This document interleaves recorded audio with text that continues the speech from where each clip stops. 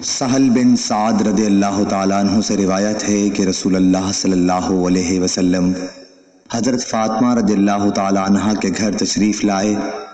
دیکھا کہ حضرت علی رضی اللہ تعالیٰ عنہ گھر میں موجود نہیں ہے۔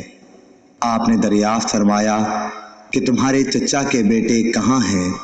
انہوں نے بتایا کہ میرے اور ان کے درمیان کچھ ناگواری پیش آ گئی اور وہ مجھ پر خفا ہو کر کہیں باہر چلے گئے ہیں اور میرے یہاں قیلولہ بھی نہیں کیا ہے۔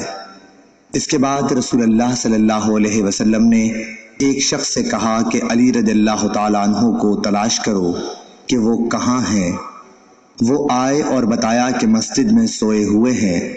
پھر نبی کریم صلی اللہ علیہ وسلم تشریف لائے۔